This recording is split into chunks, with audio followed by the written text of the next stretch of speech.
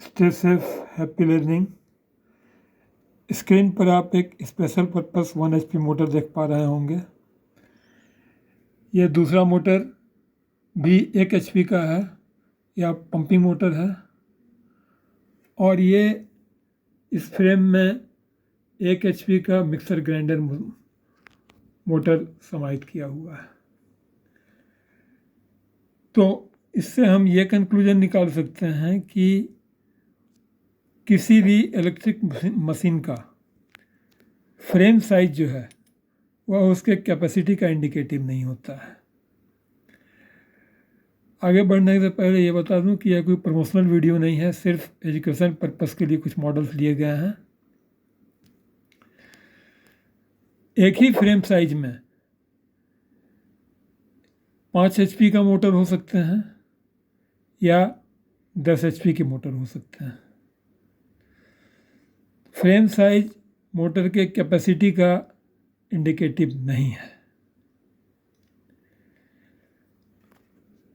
Output power of AC machines की यदि बात करें तो power in KVA is Q equal to C0 D square L NS, जहाँ C0 आउटपुट कोफिशिएंट है, इसका वैल्यू है 11 into V average into AC into KW into 10 to the power 3, 10 to the power minus 3। D stator bore है, L stator core length है, NS synchronous speed है, AC specific electric loading of armature conductors है, B average average flux density in air gap in Tesla, KW is winding factor, winding factor is the ratio of EMF produced by stator having short pitch, skewed और distributed winding। मतलब short pitch ये ratio है किसका, EMF produced by stator having short pitch, full pitch नहीं short pitched, skewed straight नहीं skewed conductor, और distributed winding with a stator having full pitch, concentrated और non skewed winding.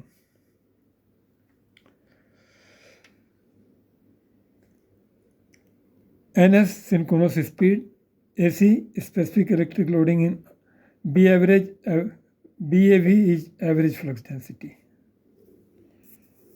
अगर हम DC की बात करें तो power in kilowatt developed by armature DC machine is PA equal to C square DLN, where CA is equal to output coefficient that is equal to pi multiplied by B average into AC into 10 to the power minus 3। अंतर यहाँ पर हम देख पा रहे हैं। AC के case में ये आउटपुट जो है ये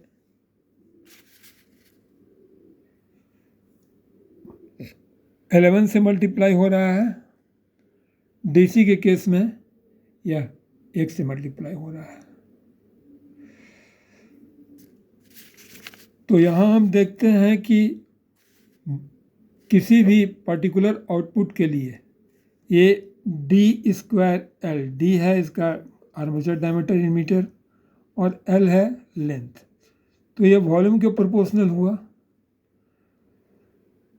D को और L को अलग कैसे करना है वो इस वीडियो के स्कोप में नहीं है, कि कितने डायमीटर का रखें कितने लेंथ का रखें, ये पर्टिकुलर एप्लीकेशन के लिए ये डिज़ाइनर का प्रॉब्लम होता है।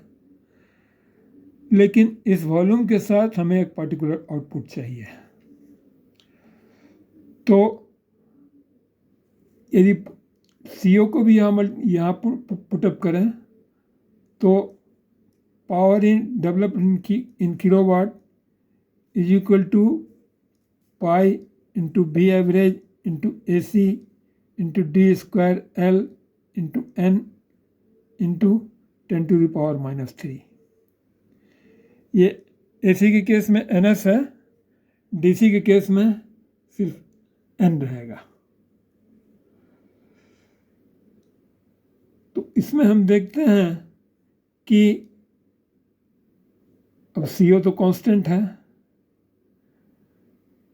डी और L, D multiplication of D square L भी कांस्टेंट है, एन भी कांस्टेंट है। तो पार्टिकुलर रेटिंग का मोटर या इलेक्ट्रिक मशीन बनाने के लिए हम फ्लक्स डेंसिटी और AC specific electric loading of armature conductor equal to IZ by IZZ by pi D. Same frame size में हम स्पेसिफिक इलेक्ट्रिक लोडिंग यानी कि एम्पियर कंडक्टर्स ज़्यादा सेलेक्ट करके मोटर की रेटिंग बढ़ा सकते हैं, या average flux density in the air gap, इसका वैल्यू अधिक लेकर के इसकी मोटर की कैपेसिटी बढ़ा सकते हैं। लेकिन यदि हम फ्लक्स डेंसिटी ज़्यादा लेंगे तो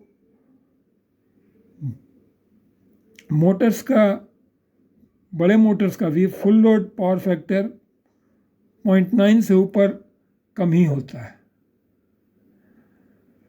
तो फ्लक्स डेंसिटी यदि हम ज़्यादा लेंगे तो मोटर का पावर फैक्टर बढ़ेगा, मैग्नेटिक लॉसेस बढ़ेगा, और यदि एम्पियर कंडक्टर्स का वैल्यू यदि ज़्यादा लेंगे तो कॉपर लॉसेस बढ़ेगा।